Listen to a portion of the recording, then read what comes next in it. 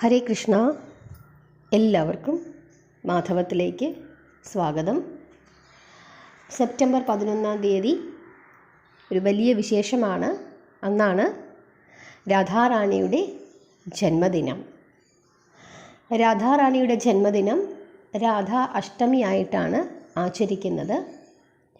ഭാദ്രപദ മാസത്തിലെ കൃഷ്ണപക്ഷ അഷ്ടമി ശ്രീകൃഷ്ണ ജയന്തി കൃഷ്ണാഷ്ടമിയായിട്ട് നമ്മൾ ആചരിച്ചു.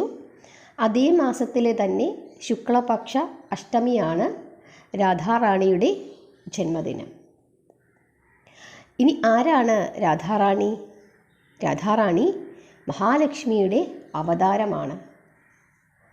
ഭഗവാന്റെ ദിവ്യമായ ഭാര്യയാണ് രാധാറാണി. രാധ എന്ന നാമത്തിൻ്റെ അർത്ഥം സമൃദ്ധിയെന്നും വിജയമെന്നും സമ്പത്തെന്നും പൂർണ്ണതയെന്നും ഭൂമി എന്നുമൊക്കെ അർത്ഥമുണ്ട്. ഭൂമി ദേവിയാണ് രാധാറാണി എന്നും പറയുന്നു. രാധ എന്ന വാക്കിൻ്റെ രാ എന്ന വാക്കിൻ്റെ അർത്ഥം ലക്ഷ്മി ദേവി എന്നാണ്. അതിൽ ആ എന്ന വാക്കിൻ്റെ അർത്ഥം ഗോപി എന്നാണ്. ധ എന്നാൽ ധരണി അല്ലെങ്കിൽ ഭൂമി ദേവി എന്നാണ്. രാധ എന്നതിലെ അവസാനത്തെ ആ യമുനയാണെന്നും പറയുന്നു. നാരദ പുരാണത്തിലും വിഷ്ണു പുരാണത്തിലും പത്മപുരാണത്തിലും മത്സ്യപുരാണത്തിലും ബ്രഹ്മവൈവർത്ത പുരാണത്തിലും ലിംഗപുരാണത്തിലും വരാഹപുരാണത്തിലും സ്കന്ദപുരാണത്തിലും ശിവപുരാണത്തിലും തുടങ്ങിയ എല്ലാ പുരാണങ്ങളിലും തന്നെ രാധാറാണിയെ പറ്റി പറയുന്നുണ്ട്. നാരദ പുരാണത്തിൽ ദേവിയുടെ 1008 നാമങ്ങൾ പറയുന്നുണ്ട്. ഭണ്ഡീർവനിലെ വൃന്ദാവനത്തിൽ വെച്ച് ബ്രഹ്മദേവൻ രാധാറാണിയുടെയും കൃഷ്ണൻ്റെയും വിവാഹം നടത്തിക്കൊടുത്തു എന്നും പറയുന്നുണ്ട്. ആ സ്ഥലത്ത് ഇപ്പോഴും ആ വിവാഹ സ്ഥലം ഉണ്ട്. അവിടെ പൂജ ചെയ്യാറുമുണ്ട്. ബ്രഹ്മവൈവർത്ത പുരാണത്തിലും ഗർഗസംഹിതയിലും ഭഗവാന്റെയും ദേവിയുടെയും വിവാഹം പറയുന്നുണ്ട്. വൃഷഭാനു എന്ന ഗോപന് യമുനയിൽ സ്വർണ്ണത്താമരയിൽ നിന്നും കിട്ടിയ പെൺകുട്ടിയാണ് രാധാറാണി എന്ന് പറയുന്നു. അതുപോലെ വൃഷഭാനു യാഗഭൂമി വൃത്തിയാക്കിയപ്പോൾ ഭൂമി കന്യകയുടെ രൂപത്തിൽ കിട്ടിയ കുട്ടിയാണ് രാധാറാണി എന്ന് പത്മപുരാണത്തിൽ പറയുന്നു. എന്തായാലും രാധയില്ലാതെ കൃഷ്ണനില്ല, കൃഷ്ണനില്ലാതെ രാധാറാണിയും ഇല്ല. ഭഗവാന് മറ്റനേകം ഭാര്യമാർ ഉണ്ടായിരുന്നു, രുക്മിണിയും സത്യഭാമയും ഒക്കെ. പക്ഷേ ഭഗവാന്റെ പേരിനോട് ചേർന്ന് നിൽക്കുന്ന ഒരേ ഒരു പേരേ ഉള്ളൂ, അത് രാധാറാണിയുടേതാണ്. അപ്പോൾ എത്രത്തോളം പ്രത്യേകത രാധാറാണിക്ക് ഭഗവാന്റെ ജീവിതത്തിൽ ഉണ്ടായിരുന്നു, ഭഗവാന്റെ ഹൃദയത്തിൽ ഉണ്ടായിരുന്നു എന്ന് അതിൽ നിന്ന് തന്നെ മനസ്സിലാക്കാം. രാധാറാണിയില്ലാതെ ഭഗവാൻ ഒരിക്കലും പൂർണ്ണമാവുകയില്ല. സ്നേഹത്തിൻ്റെ പ്രതീകമാണ് രാധാറാണി. മഹാലക്ഷ്മി മനുഷ്യരൂപത്തിൽ ഭൂമിയിൽ അവതരിച്ചതാണ് രാധാറാണി. രാധാറാണിക്ക് ഭഗവാനോടുള്ള സ്നേഹമല്ലാതെ മറ്റൊന്നും ഇല്ലായിരുന്നു. എന്തിനു വേണ്ടിയാണോ സ്നേഹിക്കുന്നത്, എന്ത് കിട്ടാൻ വേണ്ടിയാണോ സ്നേഹിക്കുന്നത് എന്ന് രാധാറാണിയോട് ചോദിച്ചാൽ അതിനൊന്നും ഒരു ഉത്തരം രാധാറാണിക്ക് ഇല്ലായിരുന്നു. രാധാറാണിക്ക് മാത്രമല്ല, സകല ഗോപീജനങ്ങൾക്കും അതിനുള്ള ഉത്തരം അവർക്കറിയില്ലായിരുന്നു. ഭഗവാനോട് ഏറ്റവും കൂടുതൽ നിഷ്കളങ്കമായ സ്നേഹമുള്ളത് ഗോപീജനങ്ങൾക്ക് മാത്രമായിരുന്നു. അവരെന്തിനാണ് ഭഗവാനെ സ്നേഹിക്കുന്നത്, അവർക്ക് എന്താണ് ഭഗവാന്റെ വേണ്ടത്, അതൊന്നും അവർക്കറിയില്ല. നമ്മൾ ഓരോരുത്തരും ഗുരുവായൂർ അമ്പലത്തിൽ പോകും, എന്നിട്ട് ഒരു ലിസ്റ്റാണ് ഭഗവാന്റെ മുമ്പിൽ വെച്ച് പ്രാർത്ഥിക്കുന്നത്. അതിനു വേണ്ടിയിട്ടാണ് നമ്മൾ ഗുരുവായൂർ പോകുന്നത്, അതല്ലെങ്കിൽ ശ്രീകൃഷ്ണ ക്ഷേത്രങ്ങൾ പോകുന്നത്. ഇന്നത് ചെയ്ത് കിട്ടിയാൽ, ഇന്നത് ഭഗവാൻ തന്നാൽ ഞാൻ ഇന്നത് തന്നേക്കാം എന്ന നേർച്ചയും ഇട്ടിട്ട് വരും. പക്ഷേ ഗോപീജനങ്ങൾ അങ്ങനെ ആയിരുന്നില്ല. അവർക്ക് ഭഗവാനെ മാത്രം മതി, ഭഗവാന്റെ സ്നേഹം മാത്രം മതി. മറ്റൊന്നും തന്നെ അവർക്ക് ആവശ്യമില്ലായിരുന്നു. എന്തിനാണ് നിങ്ങളിങ്ങനെ ഭഗവാനെ സ്നേഹിക്കുന്നതെന്ന് ചോദിച്ചു കഴിഞ്ഞാൽ അതിനൊരു ഉത്തരവും അവർക്കില്ലായിരുന്നു. അത്രത്തോളം സ്നേഹത്തിൻ്റെ പ്രതീകങ്ങളായിരുന്നു ഈ ഗോപീജനങ്ങൾ.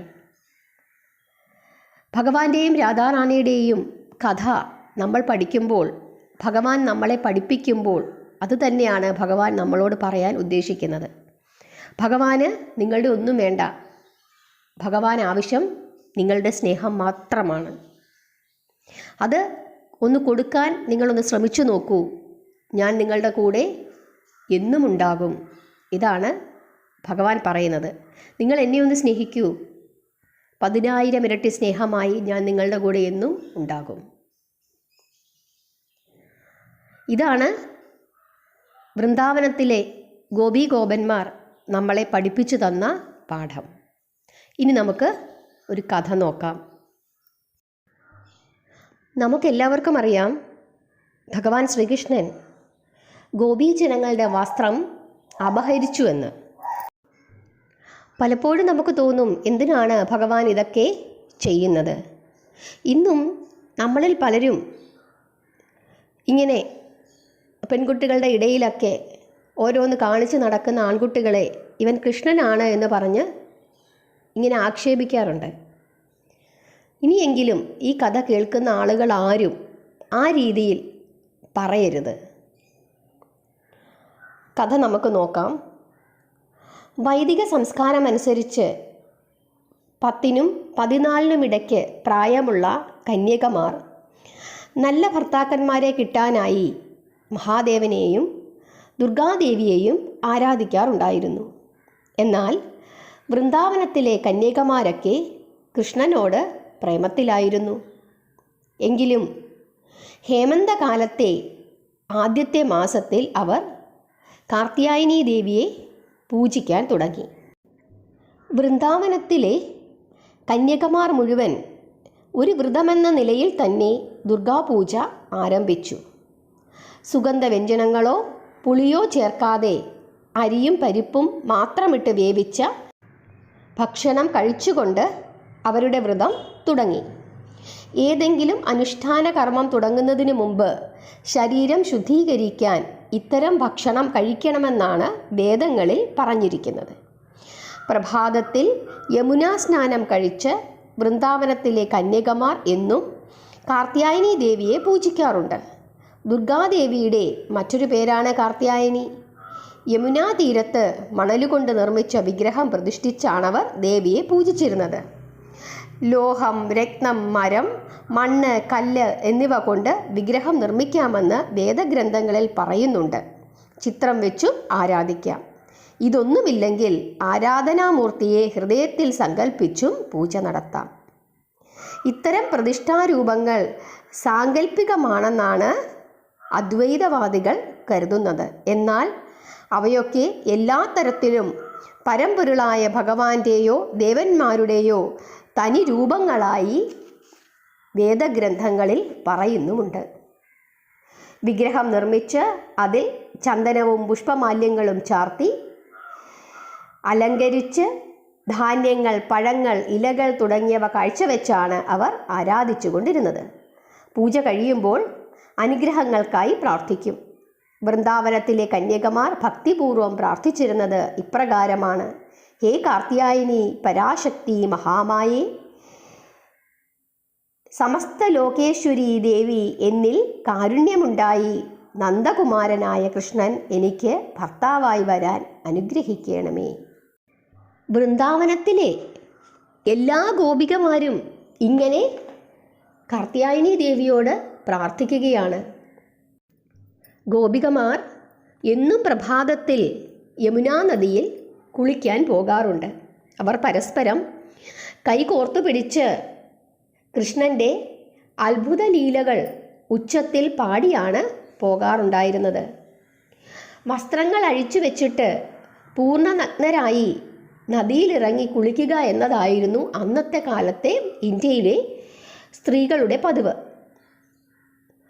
സ്ത്രീകൾ കുളിക്കുന്ന കടവിൽ പുരുഷന്മാർക്ക് പ്രവേശനം കർശനമായി നിരോധിക്കുകയും ചെയ്തിരുന്നു.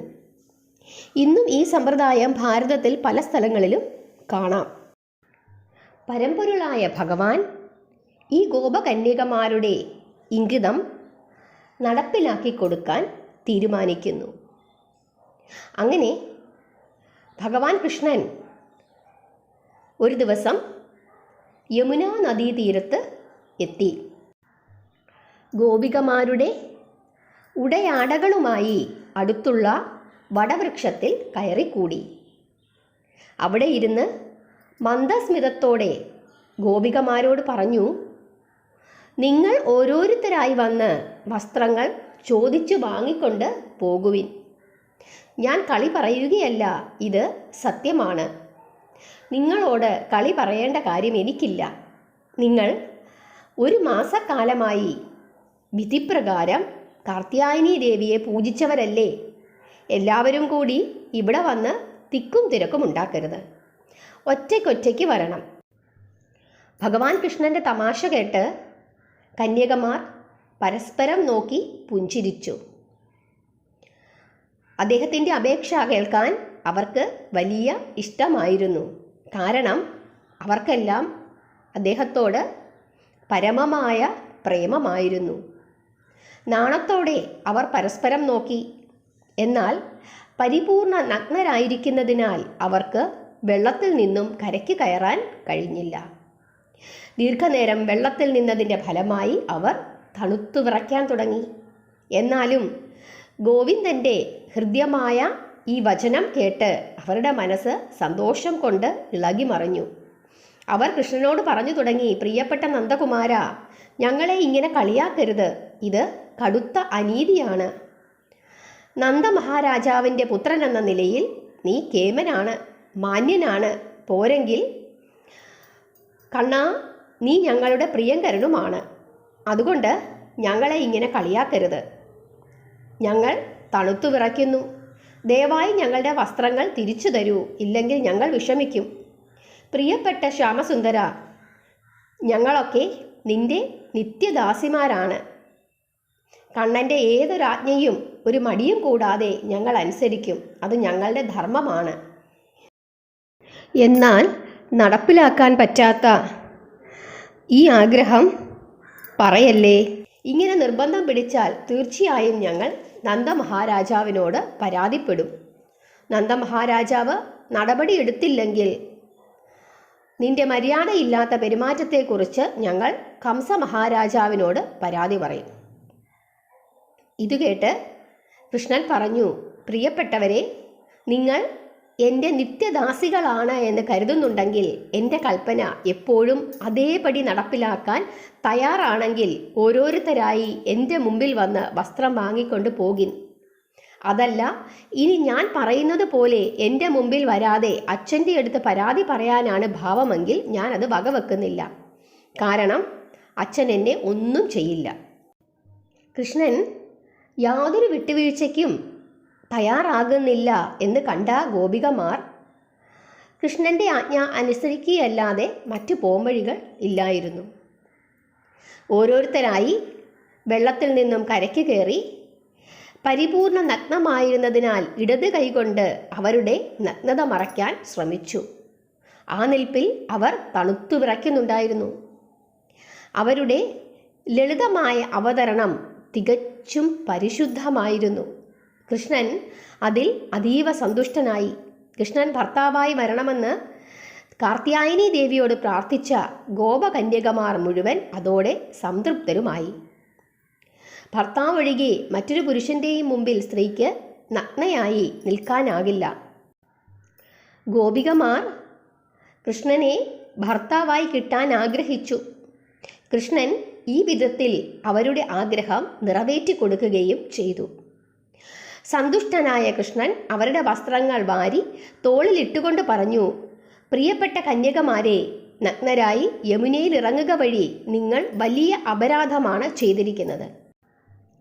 ഇതുമൂലം യമുനയുടെ അധിഷ്ഠാന ദേവതയായ വരുണൻ നിങ്ങളോട് കോപിച്ചിരിക്കുന്നു. അതിനാൽ നെറ്റിയിൽ ചേർത്തു പിടിച്ച തൊഴി കൈകളുമായി വരുണദേവനെ നമസ്കരിച്ച് ഈ അപരാധം പൊറുക്കുവാൻ പ്രാർത്ഥിക്കുവിൻ. പാവം ഗോപികമാർ എത്രയോ ശുദ്ധാത്മാക്കളാണ്. കൃഷ്ണൻ പറഞ്ഞതൊക്കെ ശരിയാണെന്ന് അവർ കരുതി. വരുണന്റെ കോപത്തിൽ നിന്നും രക്ഷപ്പെടാനും തങ്ങളുടെ വ്രതം മുഴുമിപ്പിക്കാനും ഒപ്പം ആരാധ്യനായ കൃഷ്ണനെ പ്രസാദിപ്പിക്കാനും വേണ്ടി അവർ ഭഗവാൻ കൃഷ്ണന്റെ ആജ്ഞ അനുസരിച്ചു. അങ്ങനെ അവർ ഏറ്റവും വലിയ കൃഷ്ണപ്രേമികളും അവൻ്റെ ഏറ്റവും അനുസരണയുള്ള ദാസിമാരും ആയിത്തീർന്നു. ഹരേ കൃഷ്ണ. ഇവിടെ ഭഗവാൻ എന്താണ് ഉദ്ദേശിക്കുന്നത്? തങ്ങളുടെ മനസ്സിലുള്ള ആ ചെറിയ ആഗ്രഹങ്ങൾ പോലും ഭഗവാൻ സാധിച്ചു കൊടുക്കുന്നു എന്നുള്ളതാണ്. ഈ ഗോപികമാരെ എല്ലാവരെയും കൂടെ വിവാഹം കഴിച്ച് അവരുടെ ആ ആഗ്രഹം തൃപ്തിപ്പെടുത്തി കൊടുക്കുവാൻ ഭഗവാന് കഴിയില്ല.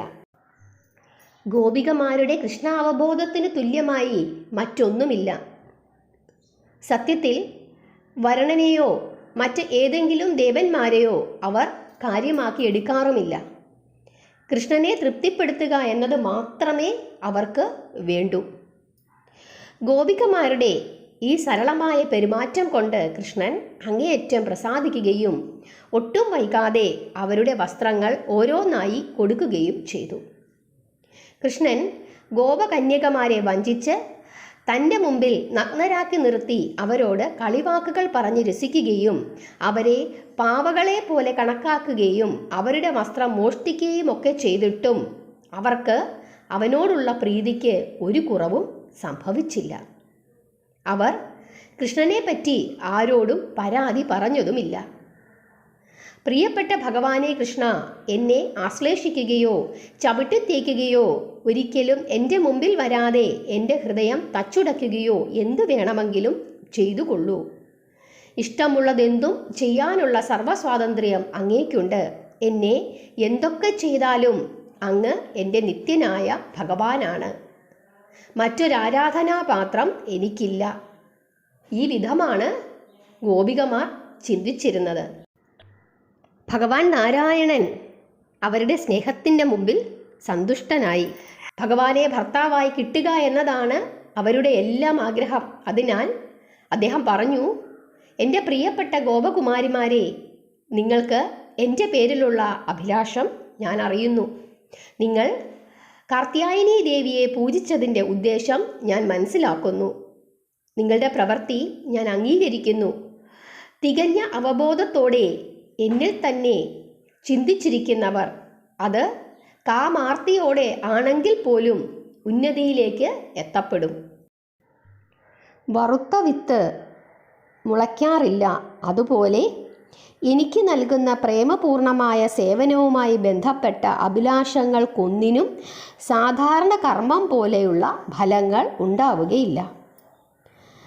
ബ്രഹ്മസംഹിത ഇങ്ങനെ പറയുന്നു: കർമാണി നിർദഹതി കിന്തു ച ഭക്തി ഭജാം.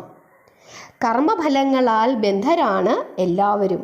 എന്നാൽ എൻ്റെ സംതൃപ്തിക്ക് വേണ്ടി മാത്രം പ്രവർത്തിക്കുന്ന ഭക്തജനങ്ങളുടെ കർമ്മങ്ങൾക്ക് ഒരിക്കലും ദുഷ്ഫലങ്ങൾ ഉണ്ടാവുകയില്ല.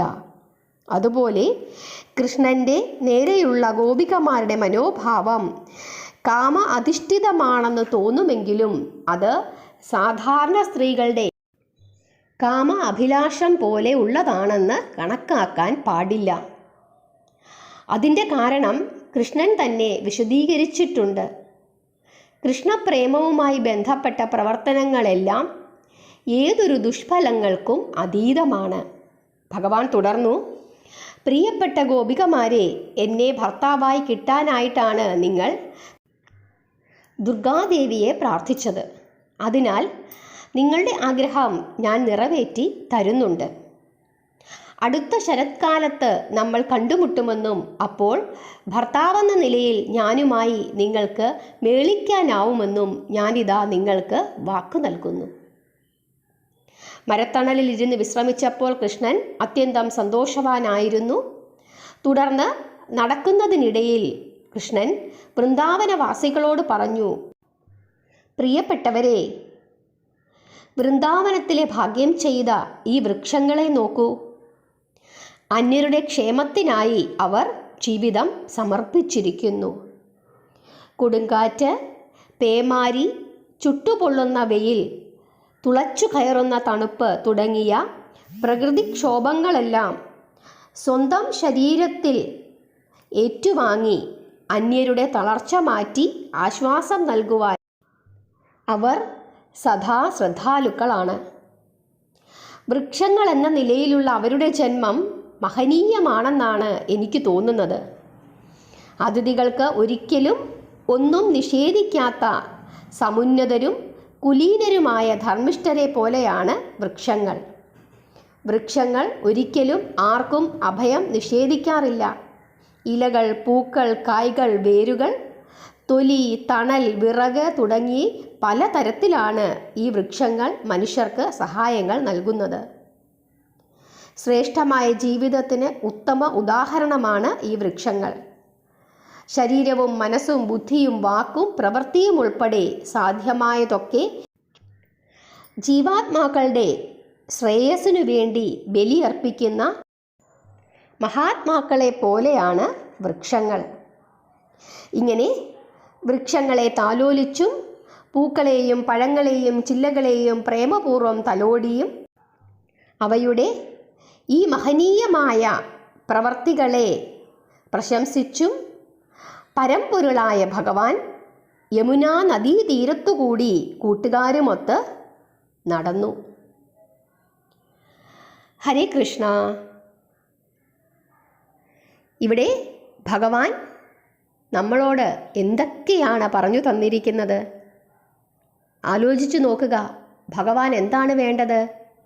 നമ്മളുടെ ഓരോരുത്തരുടെയും നിഷ്കളങ്കവും നിർമ്മലവുമായ ഭഗവാനോടുള്ള ആ സ്നേഹം, ഭക്തി, അതാണ് ഭഗവാൻ ആഗ്രഹിക്കുന്നത്. ഇവിടെ വൃക്ഷങ്ങളുടെ മഹത്വത്തെ പറ്റിയും ഭഗവാൻ പറയുന്നുണ്ട്. അതുകൊണ്ടാണ് നമ്മൾ ഹിന്ദുമത വിശ്വാസികൾ സകല ചരാചരങ്ങളെയും ഈശ്വര തുല്യമായി കാണുന്നത്.